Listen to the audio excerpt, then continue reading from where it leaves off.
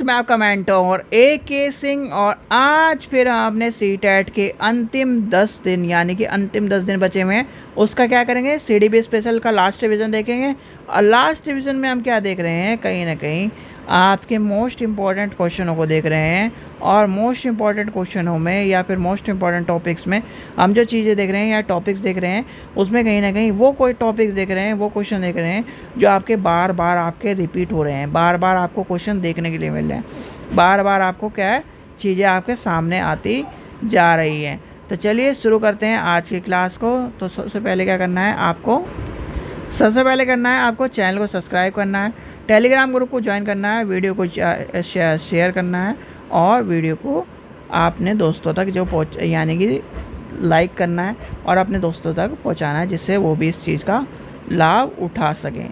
तो चलिए शुरू करते हैं आज की वीडियो को और आज की वीडियो को देखते हैं उसमें क्या चीज़ें इम्पोर्टेंट है और क्या चीज़ें आपको देखने के लिए मिलती है। ठीक है, अब आती है रचनात्मक, यानी कि रचनात्मक का आकलन। ठीक है,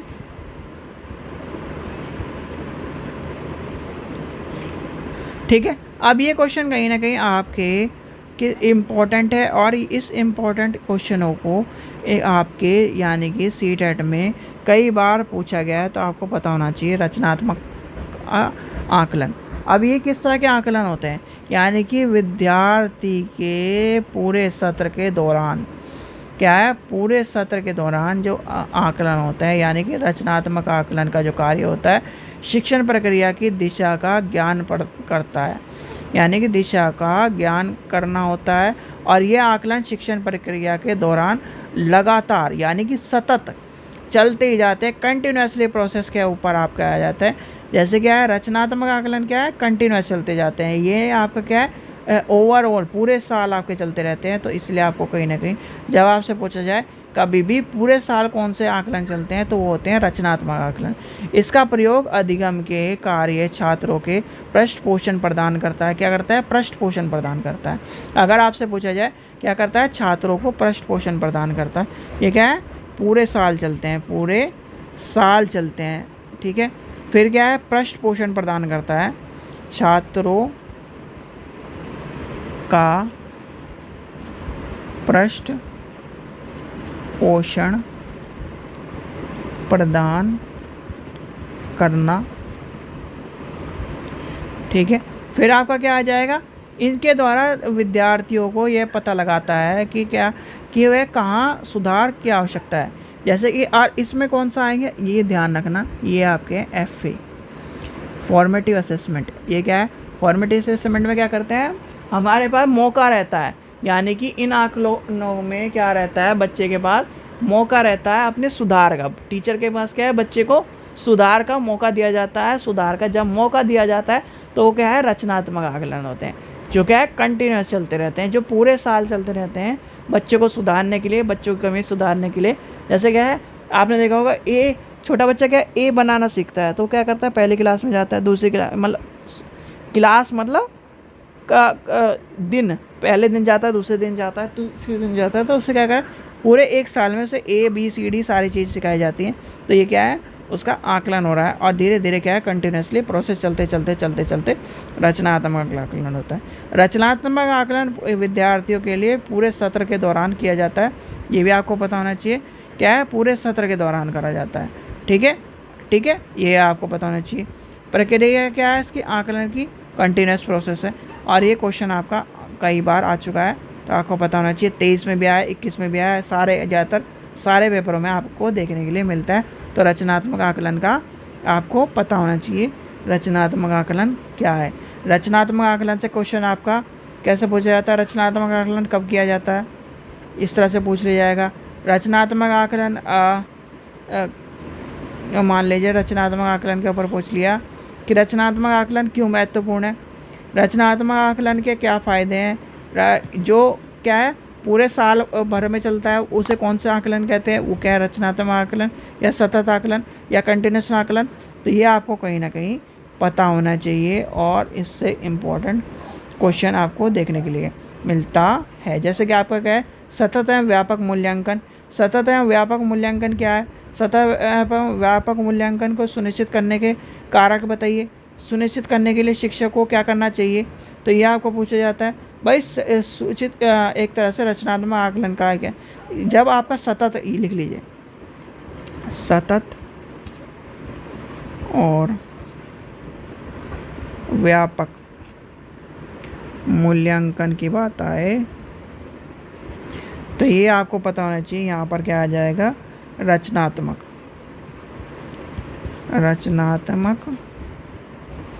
मूल्यांकन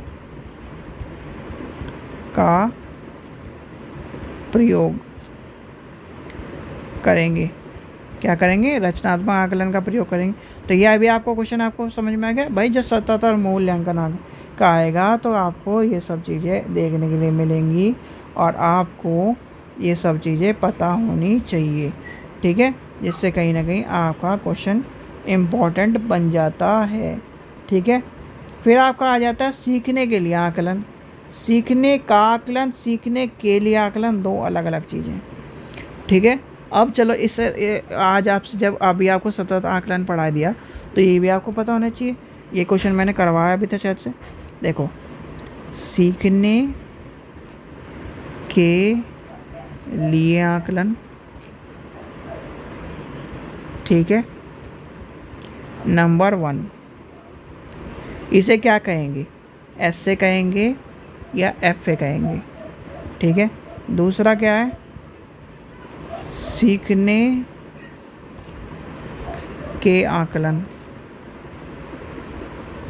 इसे क्या कहेंगे, एस से कहेंगे, एफ से कहेंगे। कमेंट सेक्शन में बताइए मुझे आज, ठीक है। देखते हैं कि आप तैयारी कर भी रहे हो या नहीं कर रहे, बताइए। सीखने का आकलन और सीखने के लिए आकलन दोनों इम्पॉर्टेंट है और दोनों ही क्वेश्चन आपसे पूछे जाते हैं। इसमें सीडी पे में पूछा जाएगा तो आगे पूछा जाएगा, यानी कि और सब्जेक्टों में पूछा जाएगा। तो इसलिए आपको पता होना चाहिए कहीं ना कहीं ये क्वेश्चन भी आपका इम्पॉर्टेंट होता है, ठीक है। चलिए आगे चलते हैं।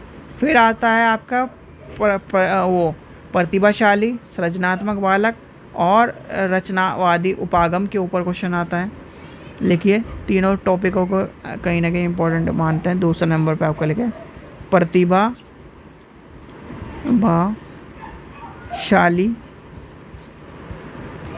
सृजनात्मक और आपका रचनावादी उपागम, ठीक है। इसके ऊपर आपको पता होना चाहिए भाई। प्रतिभाशाली और सृजनात्मक बच्चों की आवश्यकता किस प्रकार से यानी कि संबोधित करी जाती है। भाई जब क्या है, प्रतिभाशाली और सृजनात्मक बच्चा है यानी क्रिएटिव बच्चा होगा, और जो कहीं ना कहीं जो क्या है एक तरह प्रतिभाशाली बच्चा होगा, उसको चुनौतीपूर्ण कार्य और क्या है निराशा दूर करने के लिए उसे क्रियाकलाप देकर कहीं ना कहीं या फिर उसके कार्य को एक तरह से क्या है उसकी आवश्यकता को संबोधित किया जा सकता है। जैसे कि मान के चलिए, एक बच्चे को अगर उसे क्या है एक यानी कि एक वस्तु दे दिया जाए या फिर उसके क्या है मान लीजिए उसे फ़ोन दे दिया जाए और फ़ोन से वो क्या कर पाए या फिर उसके पास सूटेबल इंटरनेट हो या फिर इस तरह की चीज़ें हो, तो क्या कर पा रहा है, वो अच्छी तरह पढ़ पा रहा है। तो क्या है इस चीज़ का क्या है, वो प्रतिभाशाली है। तो प्रतिभाशाली में इस तरह की चीज़ें अभी कहीं ना कहीं आपको देखने को मिलती है। प्रतिभाशाली कहीं ना कहीं जो प्रतिभाशाली बच्चे होते हैं उनको क्या है पिछड़ने के कारण आपसे पूछे जा सकते हैं। पिछड़ने के कारण यही है, पिछड़ने के कारण भाई उनको क्या है समय पे सही चीज़ें नहीं मिल पा रही हैं, तो कहीं ना कहीं पिछड़ने के कारण भी यही है। तो कहीं ना कहीं आपको बताना चाहिए प्रतिभाशाली और सृजनात्मक बच्चा जो होता है सामान्य बच्चों की अपेक्षा अधिक योग्य और क्षमता वाला बच्चा होता है। अगर उसकी क्षमता को ना जाना जाए, उसकी योग्यता को ना जाना जाए, तो वो कहीं ना कहीं पिछड़ता चला जाता है। और आपने देखा होगा कि एक टाइम पे जो बच्चा क्या कर रहा था, अच्छे नंबर ला रहा था, अच्छी चीज़ें क्या पूरे मेहनत से कर रहा था, वो एक टाइम पर क्या है संसाधनों की कमी की वजह से वो क्या कर पा रहा है, धीरे धीरे वो पिछड़ता जा रहा है। तो ये भी आपको पता होना चाहिए। यानी कि प्रतिभाशाली और सृजनात्मक बच्चों में ये भी चीज़ें आती हैं। रचनावादी, अब रचनावादी जो उपागम होते हैं, रचनावादी उपागम को विद्यार्थियों के पूर्ण ज्ञान की संरचना के लिए अत्यंत आवश्यकता होती है। यानी कि जो रचनावादी उपागम है उसमें क्या है, उसके पूर्व ज्ञान की संरचना को अत्यंत आवश्यकता होती है, और रचनात्मक उपागम के लिए विद्यार्थियों को वस्तु है और उसके समक्ष प्रस्तुत की गई गतिविधियों को सक्रिय रूप से एक तरह से पुराने अनुभवों से नए विचारों को जोड़ा जाता है। भाई पुराने अनुभव क्या है, जैसे कि क्या है, जब यहाँ प्रतिभाशाली बच्चा क्या करेगा, सारी चीज़ें सीखेगा तो उसके पुराने अनुभव होंगे। क्या है उसके पास, सारी चीज़ें पुराने अनुभव है, पुराने अनुभव से और नई चीज़ें कर रहा है, क्रिएट कर रहा है। तो इसलिए कहीं ना कहीं ये सारी चीज़ें क्या होती हैं, इसलिए मैंने तीनों एक साथ एक लिख दी कि कहीं ना कहीं आपको तीनों चीज़ें एक ही साथ टॉपिक कवर हो जाए, तो विद्यार्थियों को ये सब चीज़ें पता होनी चाहिए कि कहीं ना कहीं इम्पोर्टेंट बनता है आपका ये क्वेश्चन। चलिए आगे चलते हैं, क्वेश्चन नंबर यानी कि आज का तीसरा टॉपिक देखते हैं। तीसरा टॉपिक क्या है, इम्पोर्टेंट है। चलिए आज का लास्ट टॉपिक देखते हैं। आज का लास्ट टॉपिक क्या है, आज का लास्ट टॉपिक है यानी कि आज का लास्ट टॉपिक है सार्थक अधिगम। ठीक है, सार्थक अधिगम के ऊपर क्वेश्चन पूछा गया है कई बार आपको, अधिगम के ऊपर यानी कि सार्थक अधिगम क्या है, या आपसे क्वेश्चन आएगा सार्थक अधिगम की जगह ना मिले तो प्रभावी अधिगम।